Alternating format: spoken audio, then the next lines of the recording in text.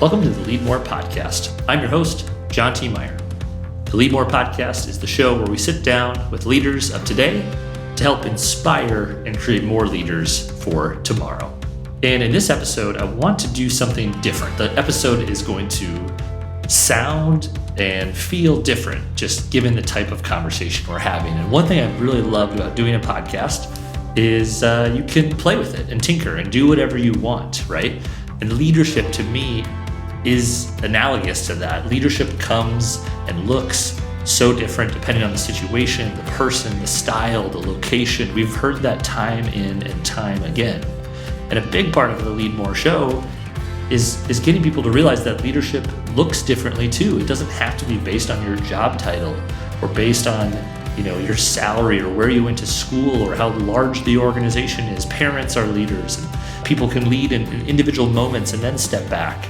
And in this episode, I wanted to capture life, capture a part of life when sometimes we get a curveball and things change not according to plan. A good leader has a great plan, but plans don't always work out.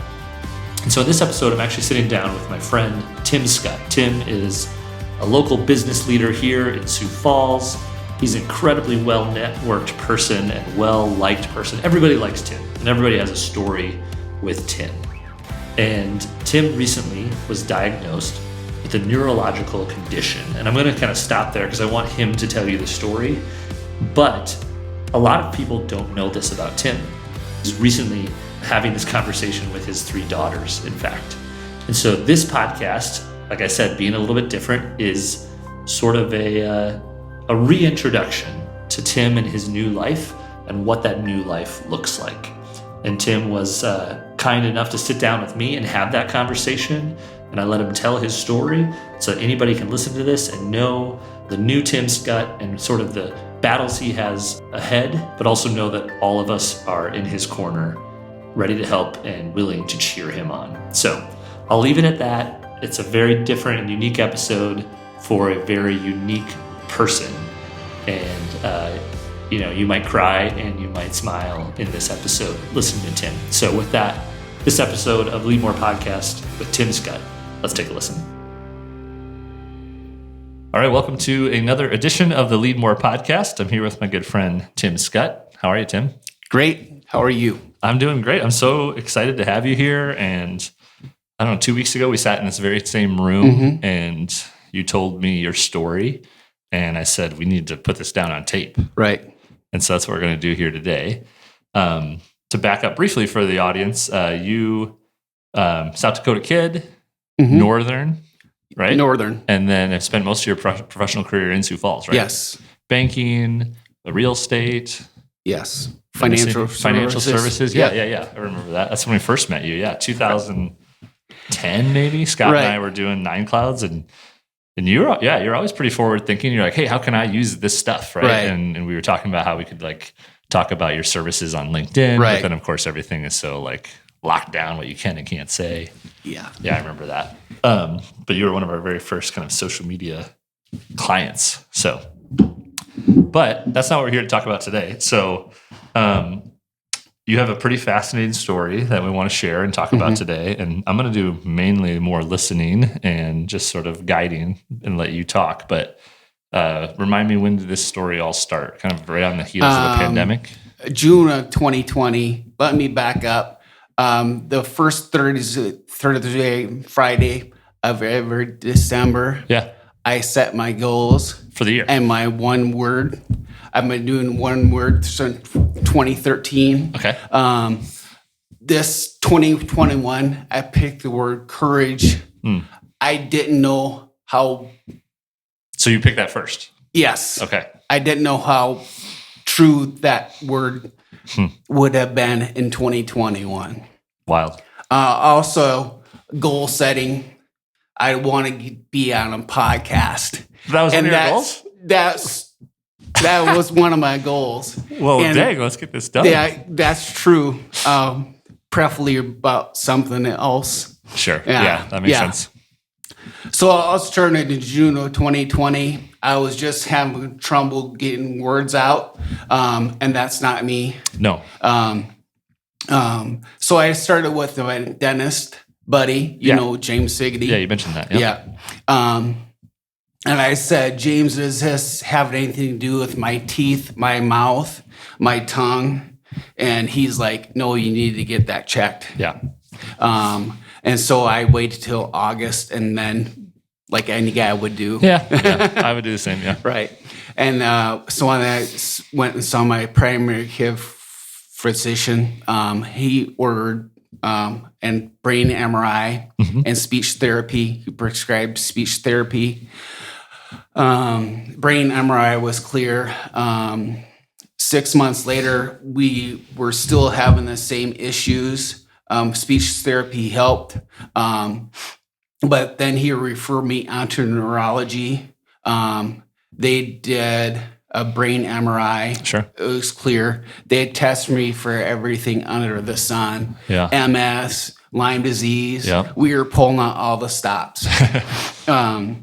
And my doctor's been doing this since 1976, which was the year I was born. Oh, wow. And when he stumped, I was concerned.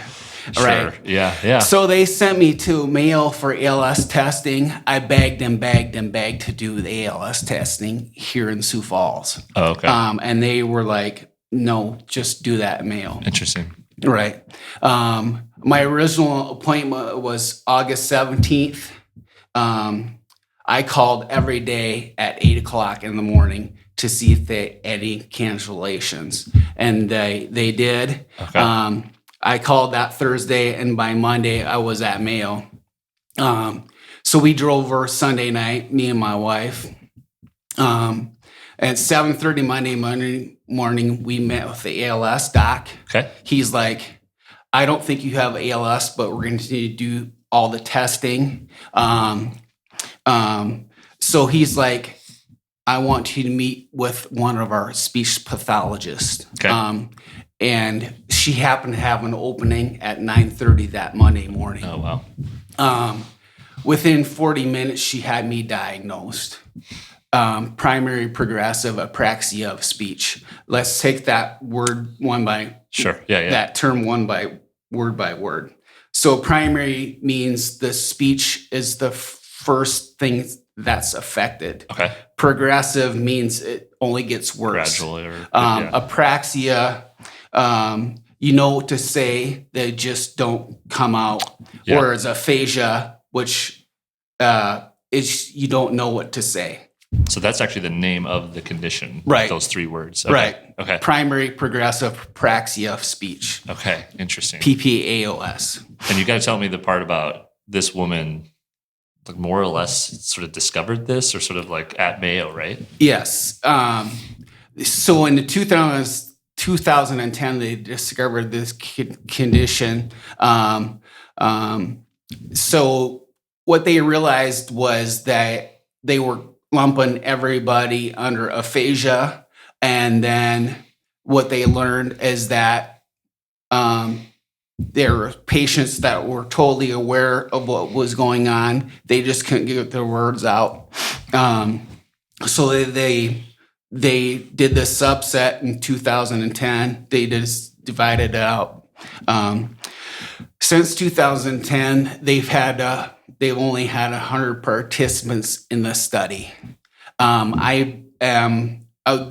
This was June 21st, longest day of the year. Yeah. Longest day of the year for my wife and I. Sure. Yeah. Of your life. Yeah. And then, so that Wednesday, it was confirmed by a PET scan. Okay. They can see it that way. Huh? Right. Okay. Right. So yeah, we were in Mayo, and Right. I think this story, part of the story that's so fascinating, is that they recommended you to go there. Right. And this woman had you diagnosed in, like you said, 40 minutes. Right. And that is the place to be for this Right. condition. Exactly. And you mentioned the trial. What did you say, about 1 in a million is Right. the odds of this? Right. It's on my right side, which is way less than 1 in a million. Oh, I didn't know that. Yeah. Because Typically it's on the left. And that affects that changes the way it impacts you. Right. Okay. Right. So and also, I think, sorry to interrupt you, but you're on the younger end of Right. folks who typically Right. they find this in, right? I'll go back to the study Yeah, in sure. a minute. Let's do that. So my wife and I were obviously never heard of it. Not many people have. Not my speech therapist had never heard of it. That's how rare it is. That's her industry. Yeah, that's how rare it is. And so we got out of there about 10:30. Went did an early lunch and read up on it, and just went in the car, just cried. Yeah. So devastating. So we were there the whole week, Monday through Friday, to do a bunch of testing. And then we were back in September for the study. There were currently 20 people in the study. Okay. I'm the third youngest one. Okay.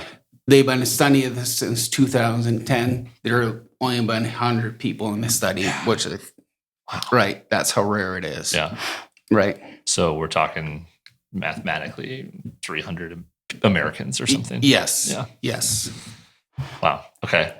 And that study now, what are they looking for? What are they? How are they trying to learn more about it? They don't know what causes it. Sure. If it's genetic or it's just random draw. Huh. They're trying to. I was there to get some baseline information to them.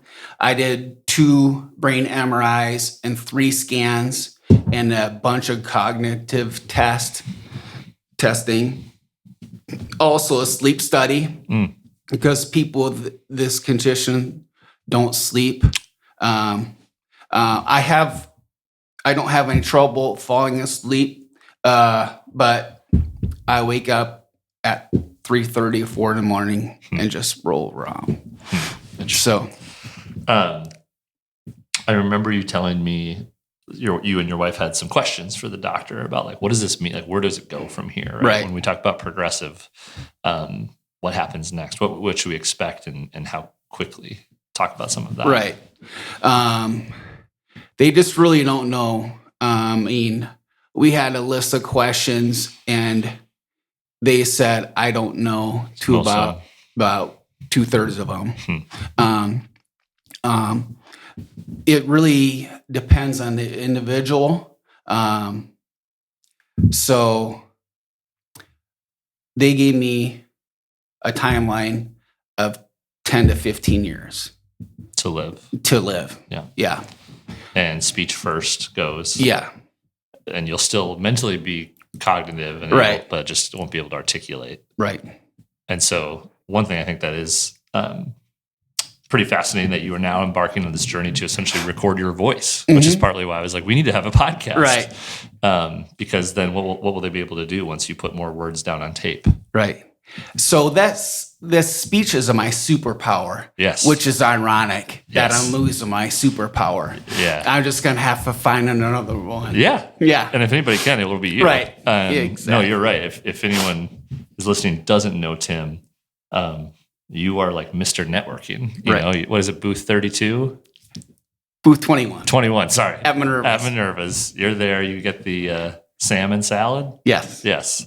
And I've been there a couple times with you and had the privilege. You're also known for giving out the Go Giver book. Yes. Right? You love that book? Yeah, love that book. And if you read that book, then you know that tells us, that kind of gives you an idea of who you are, because that's just like what that book is about. And you gave it to me and I read it years ago. And so there is sort of this, I don't even know the right word to use, but sort of this twisted fate of your superpower being the thing that's now slowly being robbed of from your life. But by recording all this audio, they eventually you'll be able to communicate in another way, right? Mm-hmm. And what does that look like? So I'm voice banking right now, 3,200 sentences and custom sentences. I'm downloading those to the cloud. Okay. And then and when I'm unable to talk, then they'll download to AAC machine, which is essentially a tablet. Okay. And then I can talk with my fingers. Sure. Great. Okay. Right. In my own voice. Yeah. That's pretty fascinating that they have that technology. Right. So I think we touched on all the part on your discovery of this condition. And now, since you've known this, which is only a matter of, we talk about months, 2021, you've made some changes in your life. Right. So I think that's interesting to talk about. What have you and your wife and your family, how have you changed from this realization? Right. Well, we've slowed down. We moved to Chester, our farm place, which we had for 7 years. It's actually between Madison and Wentworth.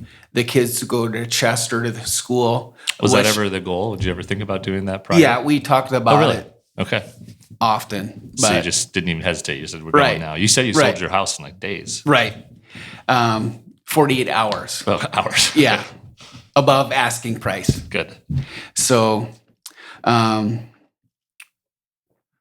we've really just slow down and enjoy every day. That's the biggest challenge for me, John, is that I was a forward thinker, thinking forward 20, 30 years. Yeah. And now the game changed, and I just have to appreciate every day as it comes along. Yeah. That's definitely the lesson. And maybe we all should do that, right? Like no day is given or assumed, and each day is a gift. So like thinking we're worrying about things in the future that haven't happened, that may never happen, that are not in our control, right? So the changes I've made, which all of us should do, is journaling. I just ordered recordable books on Amazon. Twas a night before Christmas, and I'm going to record those in my own voice for my grandkids, which I'll never get to meet unless there's a cure. Yeah. Right. I've heard you say this. I think it's pretty poignant. You have like a goal, though. When you think about your girls, you have a goal that you want to beat this timeline. Tell us about your goal. Right. I'm hoping to walk each of my daughters down the aisle. That's my goal. Yeah, that's awesome. Right.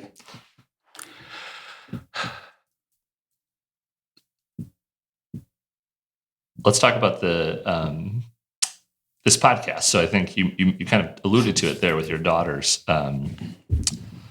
Because you're such a social person and a networker and a connector in Sioux Falls, I'm sure some of these firsthand, we've all gone through a little bit of like, there's just a lot of people we haven't seen because of COVID, and we were all remote for so long. And I remember the first time I saw you, maybe in the spring or something like that. And we had a quick little, kind of crossing on Phillips Avenue conversation. And I think at that time, Paige was like, man, I think I hope like Tim's okay. I'm not sure what's going on. And, we talked, and it was like barely noticeable to me. Right. But I know you can't sit down and do what we just did for 20 minutes every time you run into somebody. Right. So a lot of folks in Sioux Falls are your friends, family. I mean, obviously family, but people don't even know yet this story, correct? Right. So a few of my friends thought that something was going on with my speech. My mom actually noticed it first. My wife didn't notice until I started saying that I'm having trouble getting words out. It's just like your spouse gaining weight. You never realize what's going on. You live with them every day. Yeah, Right. Well, our moms, they know a lot about us. Right. Yeah. So. And so what's your hope, I guess, maybe with this podcast that somebody, because I imagine that there's a little bit of a burden every time you run into someone you haven't seen in a while. Right. So I'm hoping that with your listeners that there is no support group for Mayo for this affliction. Okay. I'm hoping that one of your listeners has heard of this disease and has a friend or family member so that they can reach out to you and you can connect me with them. Wow, I hope so too. Yeah. Right. Because no one's ever heard of it. Yeah. Yeah, and when you're talking about not even hundreds, but maybe, dozens of people, it's hard to find your tribe, I suppose. Right. Yeah.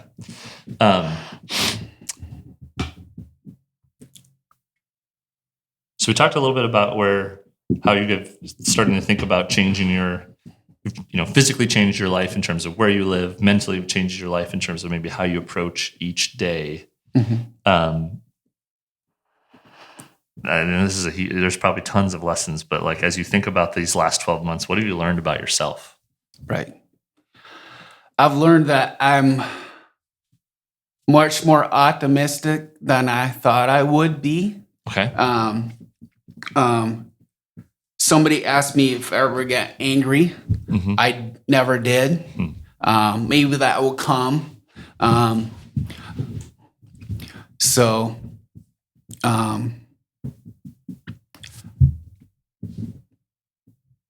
I'm a lot more positive than I thought I would be.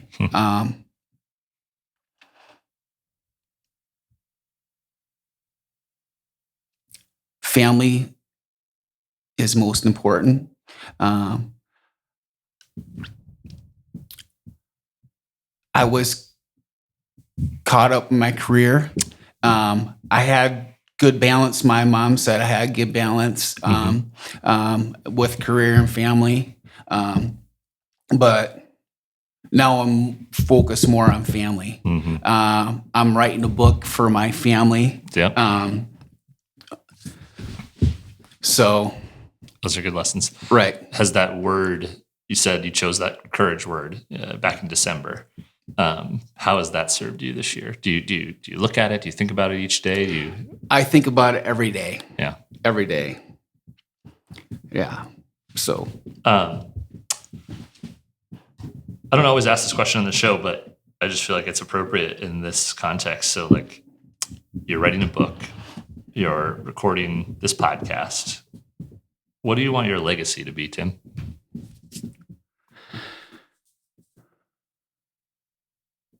I want it to be that people's lives were better because I was in it. I've been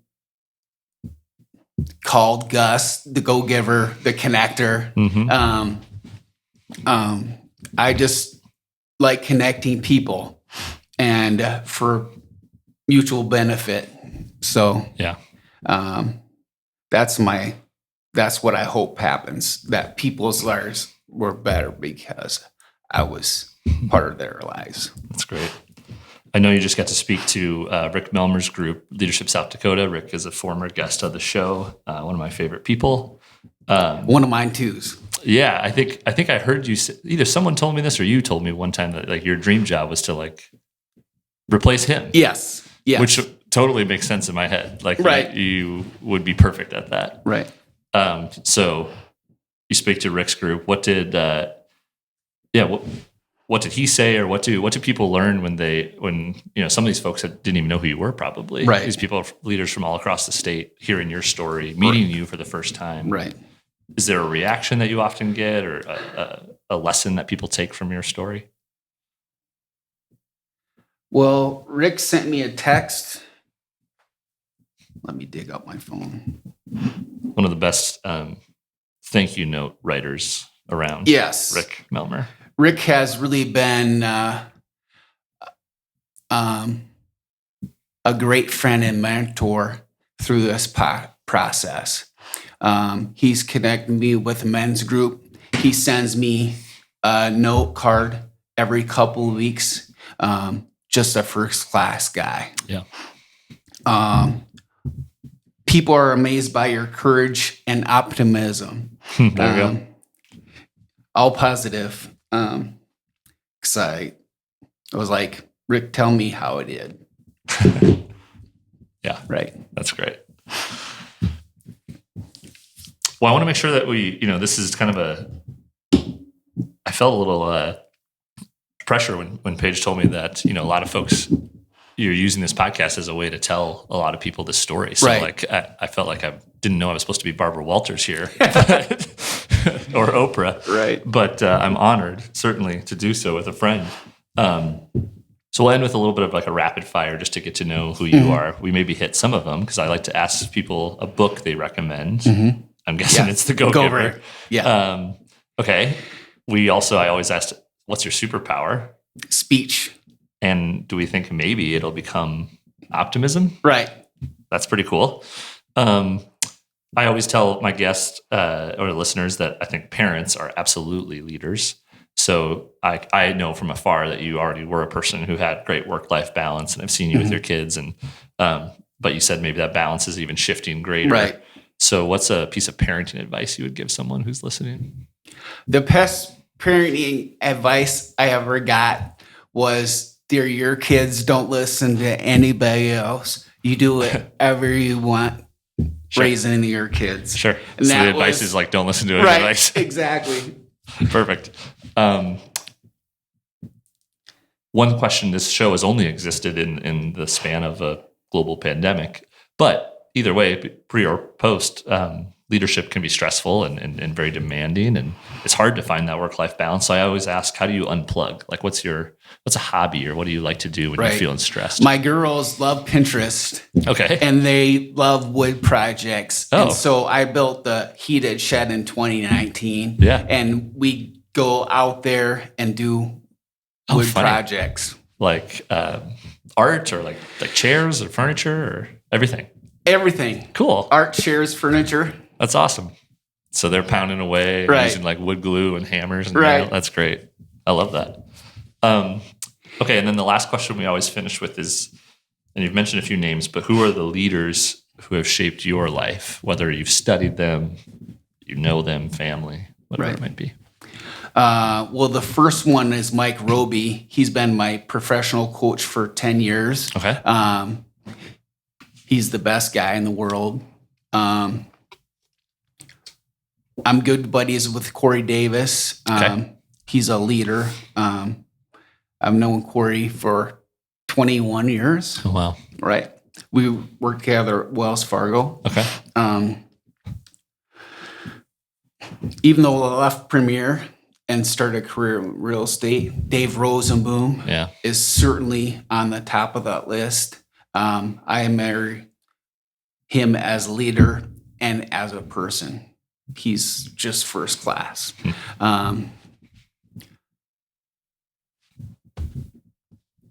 talked about Rick Melmer. Yeah, definitely. Well, I think one of the things, the goal with that question, especially for maybe local guests, is sometimes we just don't tell people that that's how we feel about them, right? Or we don't say how much of an influence you had on our life, right? Which takes us back to where we, that legacy question. Like, that's what you are doing, and I hope you get to do for with this show or whatever it is next that you do to make that impact and tell as many people. Since 2010, I have written down one person that has had the most impact on my life in that year. Oh my gosh. Since 2010. And have you told those folks? Yes. Okay. Yeah. That's cool. Yeah. So Jeremy Brown at Throne Publishing, who's writing my family book, he was impressed. He said he's never run into anybody that's done that. Yeah, that's cool. I really like that. I've done the word thing before, right? Like for the year, but that's I think that both the planning and the reflection on your year and our life and our month, or whatever it is so important, because we do get on that hamster wheel and just run and run and run. Right. So, well, I appreciate you coming here and sharing this story. I know that it's not only very emotional, but it's not as easy as it used to be for you to sit and talk about on a podcast for 30 minutes. Exactly. And so I admire your courage, and I am very supportive and grateful for your optimism. And I think that's going to be, I'm excited to watch you spread that here as the years come. Thank you. Thanks for coming, Tim. Thank you. So that was our conversation with Tim Schut here on the Leadmore podcast. Thank you so much, Tim, for coming and sitting down and sharing that story that is both incredibly heartfelt but also painful and challenging for you to sit down and record that podcast. So I appreciate that. And just know that we're here for you, and we all support you and are cheering you on. And certainly the lessons of this podcast to me, besides your incredible courage, is that optimism, your new superpower. And I felt that way after our conversation, and I hope others do from listening to this as well. So thanks for coming on. Thanks for listening. Reminder, we drop new episodes of the Leadmore podcast every single Thursday.